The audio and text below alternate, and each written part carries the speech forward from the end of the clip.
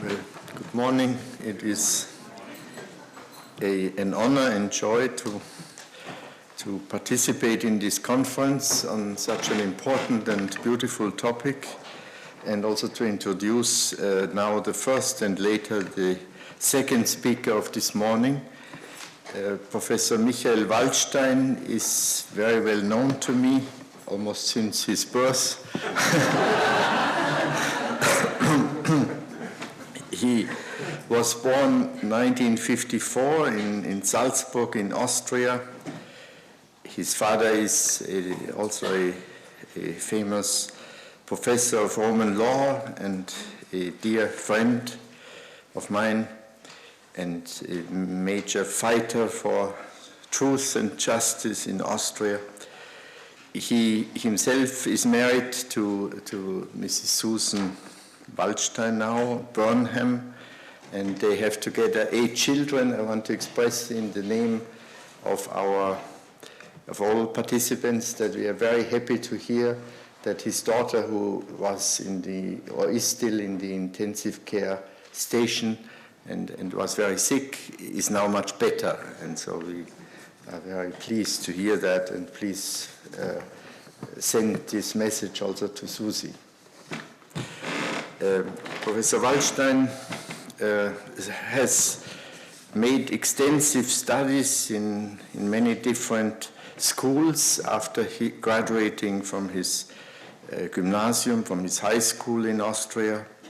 He went to Thomas Aquinas College in California, where he got a Bachelor of Arts.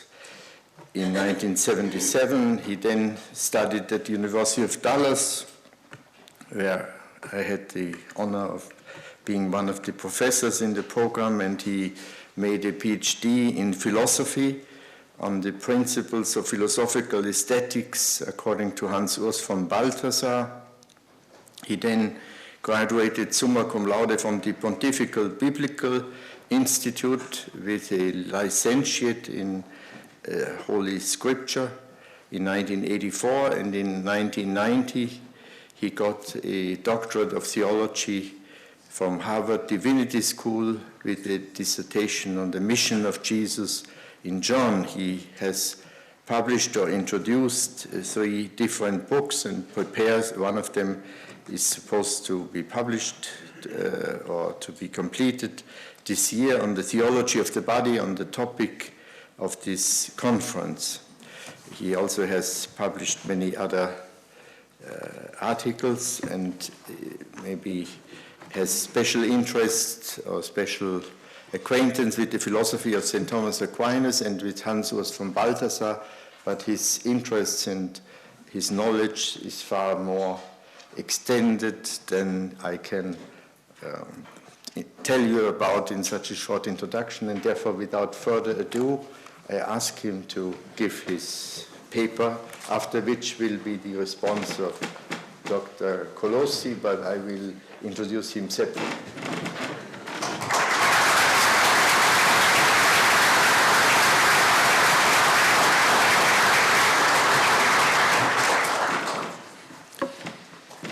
I submitted many papers as a student of Dr. Seifert's to him, and got them back with a sea of red.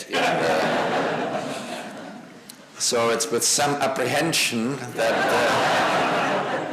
I submit another paper, and I hope you forgot your red pen. I have one, but I will not give it to you.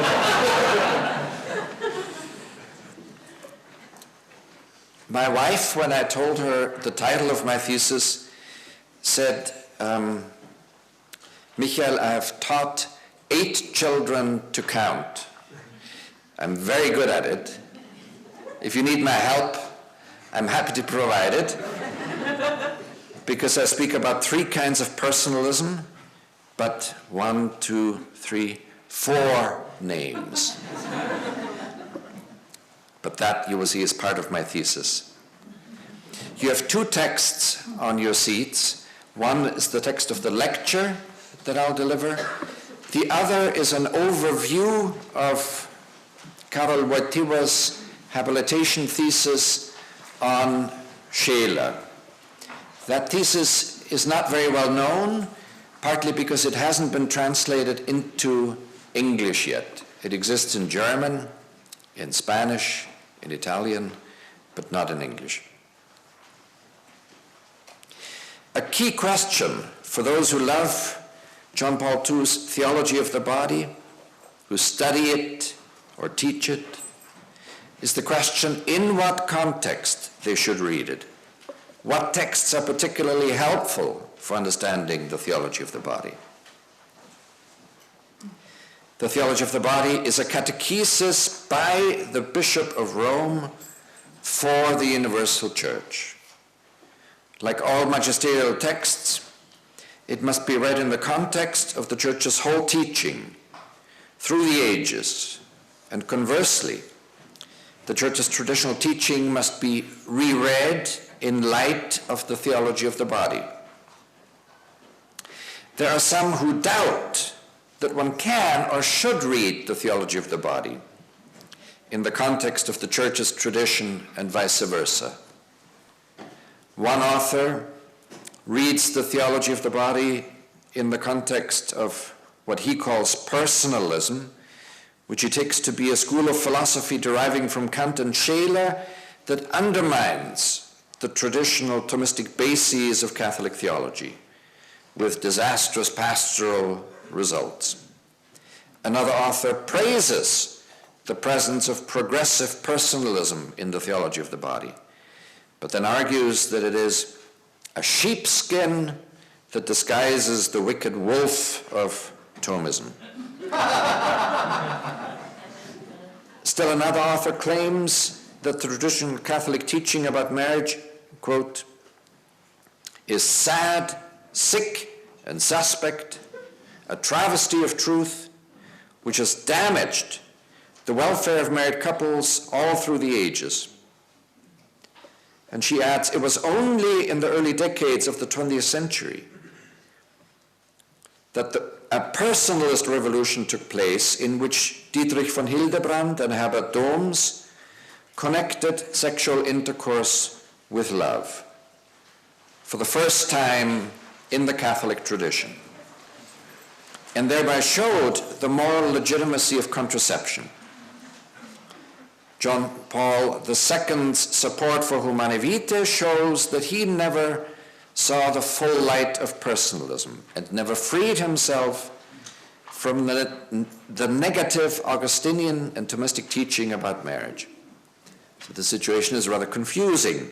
Some condemn John Paul II for being a personalist rather than a Thomist.